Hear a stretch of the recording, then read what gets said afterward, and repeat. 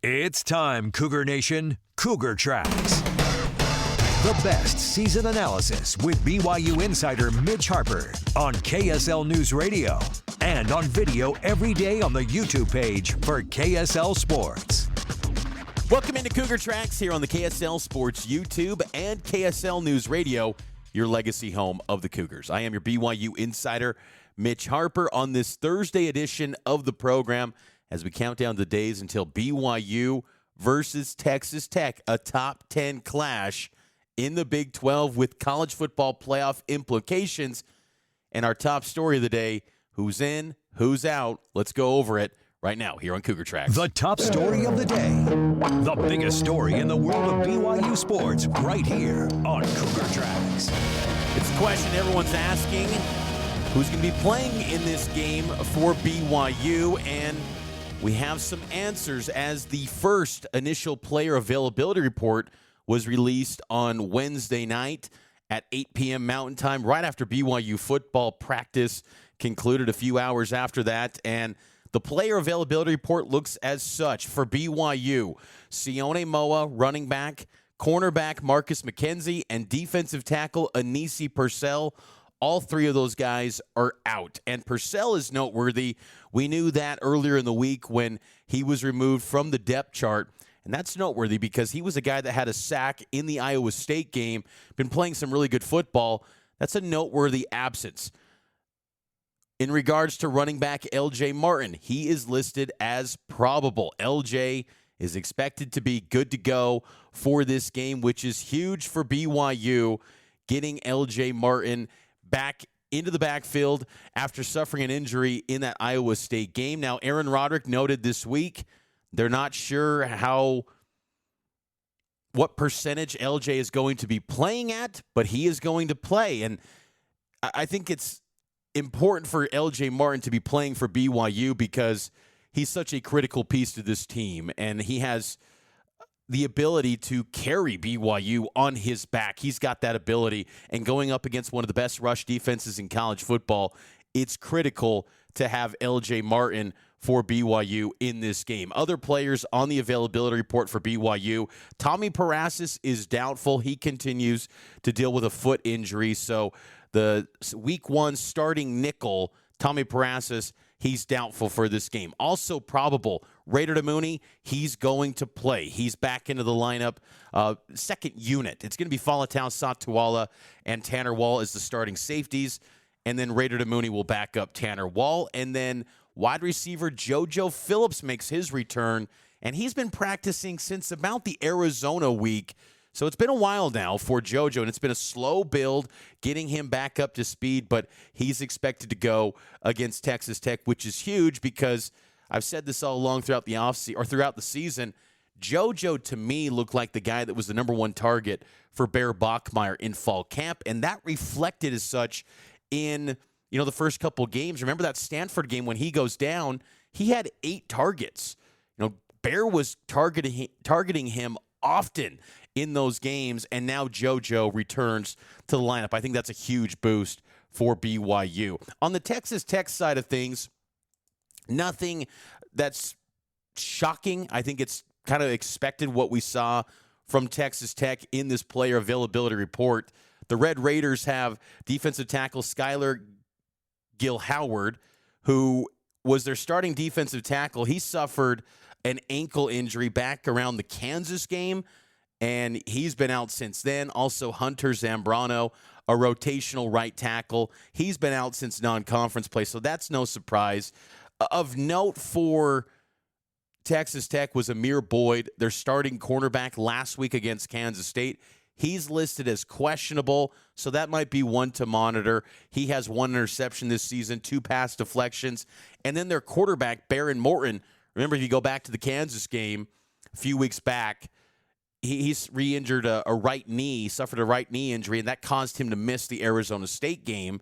He played last week against Kansas State and led the Red Raiders to a victory. He was listed on the availability report as probable. He's going to play, but something to keep in mind there. Also of note, when it comes to season-ending injuries in the Big 12, it's once they're reported once, they don't have to be listed every single week after that. I know there were some questions about the status of linebacker Che Bryant-Strother for BYU.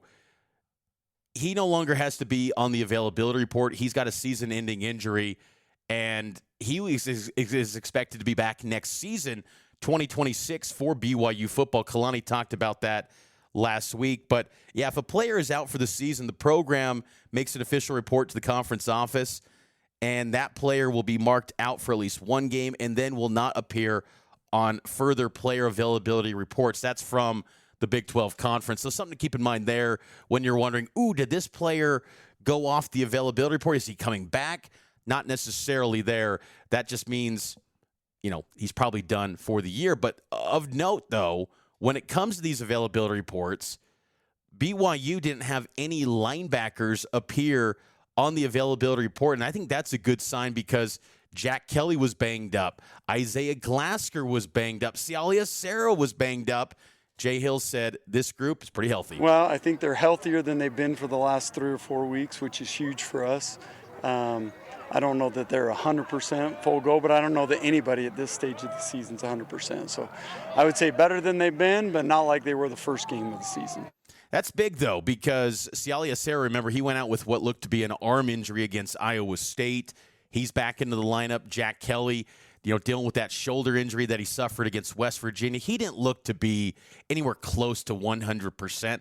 I'll be curious to see how Jack looks this week against Texas Tech. And then Glasker's been banged up, too, and I think that's kind of prevented him from being the elite player that he is at times. He's still outstanding. And this matchup between BYU and Texas Tech has some of the best linebackers, I believe, in college football this season. But when those guys are healthier than what they've been in recent weeks, that's promising for BYU because all three of those guys, Kelly, Glasker, Acera, they are impact players, star players that on any given play could be the best player on the field. So to have those guys trending up in terms of health and not even on this availability report and expected to go, I think that's a huge development for this BYU football team. But by all accounts, when you look at, where that bye week landed last week, it was probably the perfect spot because coming out of that Iowa State game, it felt like BYU was a beaten up team and they were crawling to the bye week, and you thought this Texas Tech game looming, that could be really concerning for BYU, but relatively healthy, all things considered, I think, for this BYU team, and that's a promising sign because when you get to these big games where it's a top 10 clash, first ever top 10 football game in BYU football history, you want to have the key guys. You want the Jack Kellys. You want the Isaiah Glaskers. You want the LJ Martins out there to play because then you don't have that what if. What if BYU had him in the lineup? Could they have taken down Texas Tech if it's a close game and you wonder, that superstar wasn't in the game? That, for the most part, goes out the door here. I do think the Purcell absence will be noteworthy, but still, I think that BYU is in a pretty good spot, and same with Texas Tech, too. Nothing shocking on that availability report coming out of this. And I will say, too, with Texas Tech, when it comes to availability reports, this topic of availability reports has been a little bit controversial where some teams, it's been accused that they don't take it seriously. I'll give Texas Tech their props. Last year, Joey McGuire got ahead of this. He had his own availability reports for his program because he didn't want to have to answer the questions. He just put it all out there. So I think both of these programs, BYU and Texas Tech, are pretty transparent on these. So I think that just makes for a fun, exciting, and builds the excitement of this matchup up between the Cougs and the Red Raiders, which kicks off on Saturday at 10 a.m. in Lubbock. Extended pregame begins at 7 a.m., so you can have College Game Day on, maybe have the audio of extended pregame with me and Kyle Ireland from Lubbock, Texas. So it's going to be a good one between the Cougs and the Red Raiders. Let's take a break. We'll get to more BYU football talk as you'll hear more from Aaron Roderick and Jay Hill, the coordinators for BYU around the corner. It's Cougar Tracks here on KSL News Radio and the KSL Sports YouTube page. Welcome back into Cougar Tracks here on the KSL Sports YouTube. Every day, subscribe to the podcast. It comes to you daily with new BYU sports talk every single day to get your Cougar sports fix. And audio, video, however you're watching or listening. Appreciate you for being on board. Right now, it's Thursday, so let's get to the Big 12 picks. Big 12 picks. In the deepest conference in America, anything can happen. Mitch tries to tell you what will happen next. It's his Big 12 picks. Big 12 picks. It's a pretty light week in the Big 12 outside of BYU and Texas Tech. And, of course, I'll give you my BYU-Texas Tech pick tomorrow on Friday here on Cougar Tracks. So outside of BYU-Texas Tech, only 4 games on the slate this week. 6 teams in the Big 12 Conference are on a bye. So pretty light. Every game is going to be done by around 5 p.m. Mountain Time this week. The latest kick time in the Big 12 is 1:30 p.m. So no Big 12 after dark. Pretty light week around the conference. The first game that I'm going to get to here on the slate for Week 11, Houston at UCF, Friday night, 6 p.m. on FS1. Houston coming off that shocking loss to West Virginia. I was stunned that happened. I couldn't believe it, that Houston lost that game, and then to pair up the loss with the fact that they had no one in the stands. It was a bad look, I thought, for Houston. Still, I like this Houston team with Willie Fritz and Connor Wegman at quarterback. I think they bounce back and take down UCF at the Bounce House. UCF, I don't think, is a very good football team. I think they've shown moments where they've been better in year one and further ahead than maybe expectations would be placed on them going into the first season under Scott Frost. They've been good at home, but to only have 3 points last week against a bad Baylor defense, that was a bad look. First time UCF didn't score a touchdown in a game since 2005. They are not trending in the right direction. I'm going to go with Houston to win on the road in some Friday night action in the Big 12. On the Saturday slate, Colorado at West Virginia, 10 a.m. on TNT. I don't expect any Cougar fan to be watching this game, or Texas Tech fan, but if you are a Buffs fan or a Mountaineers fan, you're going to probably be watching this one. I can't believe I'm saying this because this Colorado team looks like they've given up on the season. I'm going to go with the Buffs because they have a quarterback change going to Juju Lewis. And I loved Coach Prime's explanation as to why they are going to Juju Lewis at quarterback. He just said common sense. Caden Salter has not worked out, common sense. And I love that from Coach Prime. This is their last chance, though. I mean, if they can't get anything here with a new quarterback change, this season could be a complete lost season. I'm going to go with the Buffs on the road because of Juju, but I have zero confidence in that. On the flip side, West Virginia, Scotty Fox at quarterback was a bright spot in their win over Houston. Again, I'm going to go with the Buffs here, but I do not feel confident at all about that pick. Kansas at Arizona, 1:30 p.m. on ESPN2. I will go with Arizona. They hammered Colorado last week. You know, Arizona's a pretty good football team when you look at it. The Wildcats, they hung tough with Houston. They hung tough with BYU.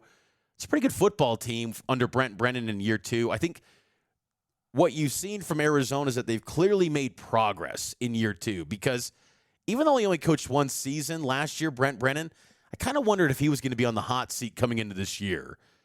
And I think they've made progress. And Noah Fafita is still only a junior. If they can finish strong this year, maybe get some momentum going into the offseason, senior campaign for Fafita, hey, Arizona could be a trendy team next year. I really like what Arizona's been doing this year. I mean, we saw it firsthand with BYU in Arizona.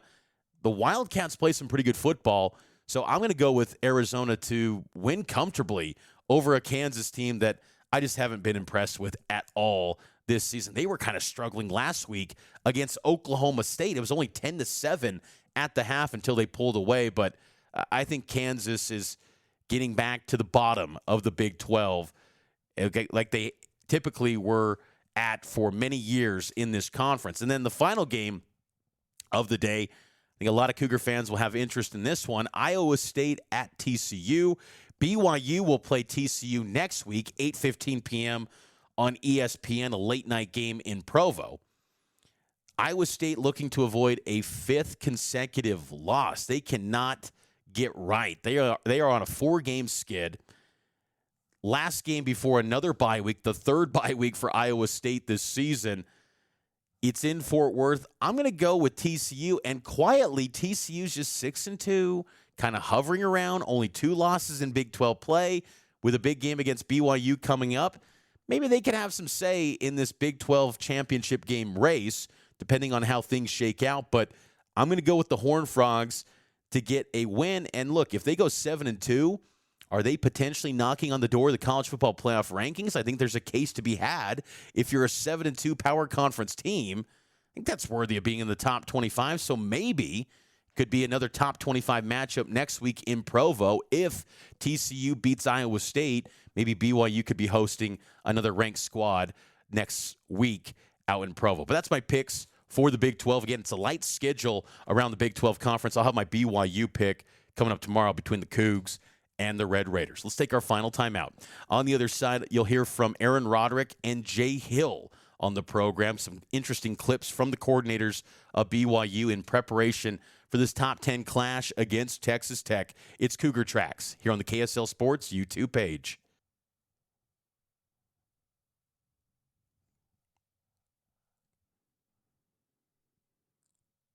Welcome back into Cougar Tracks here on KSL News Radio and the KSL Sports YouTube page. Mitch Harper with you.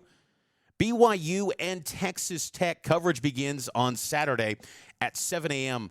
from Lubbock. And I'm really intrigued by this game in so many different ways. I mean, the whole off-the-field theatrics and kind of the build-up, the anticipation. I love what Joey McGuire has been saying this week, where he's embracing the hype and the expectations, telling College Game Day, you got unlimited access.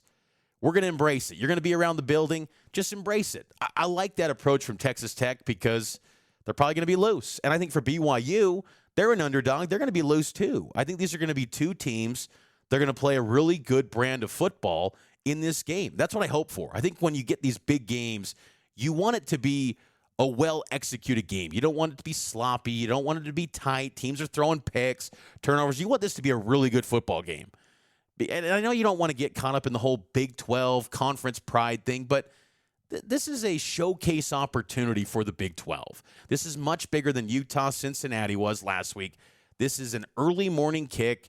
A lot of the nation's going to be watching, and when you have single digits next to your name, you get some casuals to say, well, are they really the 7th best team in the country? Are they really the 8th best team in the country? I think you're going to get a big audience for this game. Now, the YouTube TV piece, where they don't have ABC and ESPN, maybe you lose some of that, obviously. But I think this is going to be an audience that's going to be maybe 4 or 5 million people watching BYU and Texas Tech. This could be a massive window, and I think you want to play a clean game. And both teams, I think, come into this contest feeling pretty confident. For BYU, they know they can win football games regardless of the setting. But this is, to me, the toughest opponent BYU has faced since they've been in the Big 12. And BYU offensive coordinator Aaron Roderick, when discussing the Texas Tech defense, he even indicated that that's kind of the viewpoint that he has as well. This was Roderick on Texas Tech's defense and the tough test that they pose. This is the best defense we've played probably since Texas in 2023. I'd say they're right up there with those guys. This D-line they're freaks, and they're really good players. Their linebackers are great. Everybody knows that. Good secondary. They have no personnel weaknesses. They have a very good scheme, very well coached. I have a lot of respect for their defensive coordinator. Yeah, they're good. They don't really have any weaknesses, and they get turnovers, man. They strip the ball as well as any team I've ever seen. High praise from Aaron Roderick for Texas Tech's defense, and he's right. I mean, Jacob Rodriguez is among the best in college football. It's so unique what he does, where he's got a knack, like it's his identity, where he forces fumbles. And then you got Romello Height, you got David Bailey, you got Lee Hunter in the middle, in the interior of that defense. They are a star-studded team. Even some of the transfers from like North Dakota State, they've been all studs. I mean, that's the thing about Texas Tech, was that they assembled a lot of transfers, and I think you feel, oh, it's a transactional team, not going to be much unity, team cohesion, but they were all top-end guys, all conference performers, whether it was FCS or FBS. It's a talented football team, and I'm really impressed with the way that they've built their program and their roster.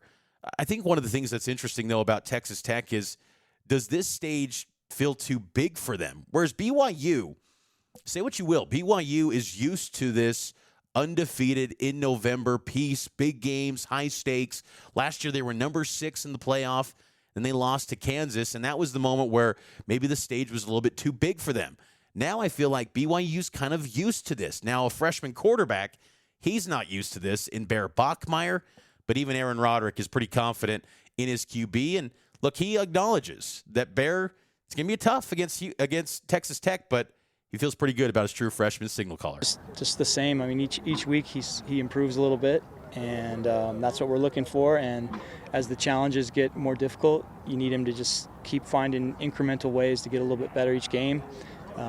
He has exceeded my expectations multiple times this year already, and these guys are good. I mean, this could be a game where maybe he struggles a little bit for part of the game or whatever, but I think that he has the character to battle through, and really looking forward to seeing how he does in this environment.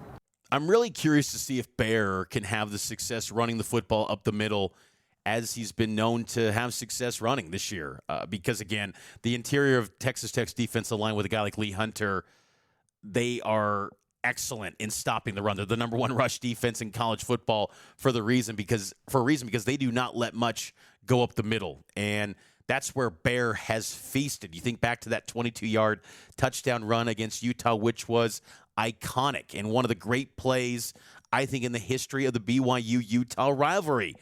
Can he get that sort of success up the middle, up the heart of Texas Tech's defense? I'm really curious to see that because with still the questions about LJ Martin and how he's going to be able to perform, not being at 100%, you've got to have Bear and his ability to run the football. This could be a game where Bear is running it 15, 20 times. I know that Aaron Roderick said in past weeks they don't want to do that. Think back to the Arizona game, 22 carries for Bear Bachmeier. But this might be a game where you have to do it because you've got to have a capable ground attack and one that keeps Texas Tech on its heels and keeps their offense off the field too. BYU's got to have some methodical drives that eat up the clock. You do not want this to be a game where you get behind and you become one-dimensional and you're having to throw the football and this thing drags out for a while. You got to be able to run the football, and Bear's got to be key. But I like the fact that Bear has just been so poised this year where I don't think he's going to be rattled by a hostile crowd that's going to be hyped up, biggest game in Lubbock in 17 years. I don't think that's going to faze Bear. And I think that's the reason why, despite being a huge underdog, you have some confidence that he's going to step up and show quite well in this game for BYU. On the flip side, BYU's defense has to be stout. And Jay Hill's talked about that this week. BYU's rush defense, the last 5 games, has allowed more than 150 yards on the ground. They're now going up against a Texas Tech ground attack, which is one of the best in the Big 12, 197.9 yards per game. That's 3rd in the Big 12. And remember, they lost their top running back in fall camp due to an injury, the USC transfer. So it's not like they have their full collection of personnel, and they're still really good. This was Jay Hill on the rush defense and how that's coming along for his BYU defense. Well, I like where they're at. We're getting more stout each game. I think we're good right now, run and pass. There's so many good things that they are doing. The last 2 games, they run the ball a little bit against us, but not inside. We've been very stout inside. So I think it all starts with those guys. It definitely does, and that's where Keanu Tanavasa, John Talmoy-Payau, they've got to come up big for BYU. Saw JT last night in the parking lot outside the student-athlete building. He looks great. And you could tell there was a little bit of a freshness to this BYU team coming out of the bye, and I think that's promising because that was a long grind, 6 straight weeks. And in fact, you wonder if maybe that played a role in the amount of yardage given up on the ground. Now they're fresh, and you do lose Purcell this week, but that's an opportunity for Kirkland and then maybe Kafusi Pofoke in the second unit. But ultimately, Keanu Tanavasa, John Talmoy-Payau in the middle, they got to continue to be stout. And then the edges, Schoonover, they've got to be outstanding in this game. And Logan Latui for BYU in stopping the edges and not letting these guys get outside for Texas Tech. So this is going to be a great game. And we will have more in-depth game preview tomorrow between the Cougs and the Red Raiders, hoping for some college game day commentary as well from some of the hosts of College Game Day tomorrow on the show. So stay tuned for that here on Cougar Tracks. But we're going to have you covered for BYU and Texas Tech from Lubbock. So stay tuned here to KSL News Radio and the KSL Sports YouTube page, and subscribe to the podcast wherever you get your podcasts. We'll be back tomorrow. Have a great night, everyone.